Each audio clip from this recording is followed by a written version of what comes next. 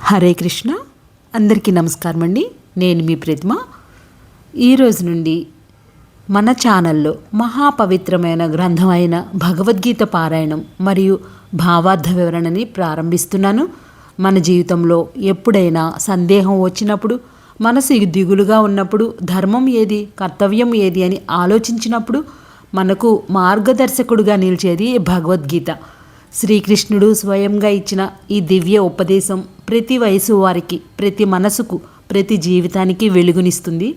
ఈ ఆధ్యాత్మిక ప్రయాణంలో మీరు కూడా నాతో పాటు చేరండి. ప్రతిరోజు ఒక అధ్యాయం, ఒక శ్లోకం, ఒక మంచి సందేశం. మన జీవితాన్ని మరింత సార్థకంగా మార్చుకుందాం. శ్రీకృష్ణుని కృప మన అందరిపై ఉండాలని కోరుకుంటూ జై శ్రీకృష్ణ. నేను ఈరోజు భగవద్గీత మొదటి అధ్యాయంలోని మొదటి శ్లోకంలో ఒక శ్లోకం చెప్పి, శ్లోకానికి భావము చెప్పి, భాష్యముతో కూడిన వివరించి ఒక మంచి మాటతో మీ ముందుకు వచ్చేస్తున్నాను అనమాట. ఓం శ్రీకృష్ణ పరమాత్మనే నమః. శ్రీమద్భగవద్గీత అథ ప్రథమోऽధ్యాయః. అర్జున విషాదయోగః. ధృతరాష్ట్ర ఉవాచ.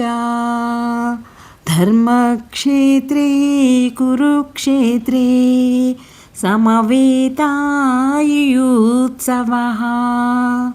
మామకాః పాండవాశ్చైవ కిమకుర్వత సంజయ. శ్లోక మరొకసారి. ధృతరాష్ట్ర ఉవాచ. ధర్మక్షేత్రే కురుక్షేత్రే సమవేతాయుత్సవః.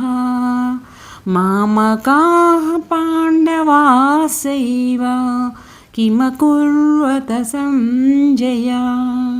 భావమనగా, ఓ సంజయ, ధర్మభూమి అయిన కురుక్షేత్రంలో యుద్ధం చేయాలని కూడి ఉన్న నా కుమారులు మరియు పాండవులు ఏమి చేశారు అని ధృతరాష్ట్రుడు సంజయునితో పలికెను. శ్లోకాకి భావమే కాకుండా మరింత వివరంగా భాష్యం కూడా చెప్పుకుందాము. భాష్యము. ధృతరాష్ట్రుడు మహారాజు, అతని మంత్రి సంజయునికి మధ్య జరిగిన సంభాషణ రూపంలో భగవద్గీత వివరించడం మొదలవుతుంది. ధృతరాష్ట్రుడు అంధుడైన కారణం చేత తాను స్వయంగా యుద్ధభూమి వద్ద లేడు. అందుకే సంజయుడు ధృతరాష్ట్రునికి యుద్ధం నందు విషయాల్ని యథాతథంగా చెప్తున్నాడు. మహాభారతాన్ని రచించిన మహాత్ముడైనటువంటి వేదవ్యాసునికి శిష్యుడే సంజయుడు. వేదవ్యాసునికి సుదూరంలో జరిగే విషయాలను చూసే దివ్యశక్తి ఉంది. తన గురువు గారి కృప వలన సంజయుడికి కూడా ఆ దివ్యశక్తి ప్రాప్తించింది.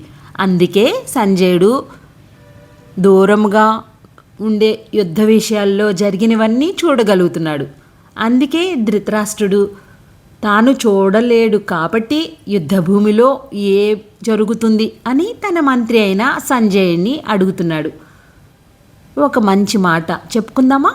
మన ఇంటిలోని పిల్లలకు రామాయణం, భాగవతం, భగవద్గీత ఇటువంటి మహాపురాణాలను చిన్ననాటి నుండే తెలియచేస్తూ, నేర్పిస్తూ సనాతన ధర్మాన్ని బోధిస్తుంటే ఉన్నత విలువలతో కూడిన ఆశయాలు సాధించుకోగలుగుతారు. సర్వే జనా సుఖినో భవంతు. సర్వం శ్రీ కృష్ణార్పణమస్తు. హరే కృష్ణ.